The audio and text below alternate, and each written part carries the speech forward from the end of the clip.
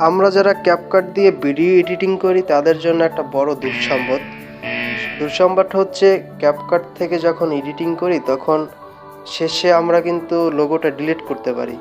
Delete করার পরে আপনার লোগোটা থাকে না।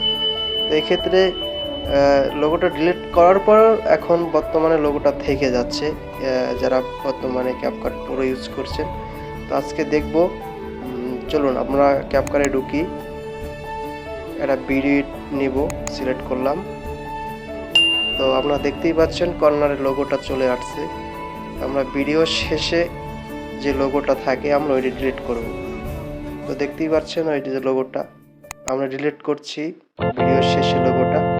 তারপরও লোগোটা যাচ্ছে না, লোগোটা জায়গায় রয়ে গেছে, এই যে দেখতে পাচ্ছেন। এটা এখন কি করা যায়? তো এই লোগোটার উপরে ডাবল ট্যাপ করব। ট্যাপ করার পরে সেটিংসে যাব,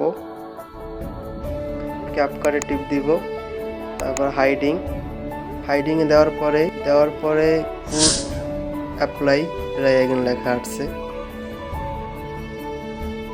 তো বারবার এইটাই আছে লেখাটা।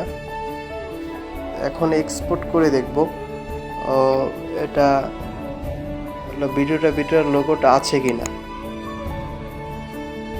এক্সপোর্ট হচ্ছে, এক্সপোর্টের পরে আমরা দেখব ভিডিওর ভিতরে যে লোগোটা শো করছিল ওই লোগোটা আছে কিনা।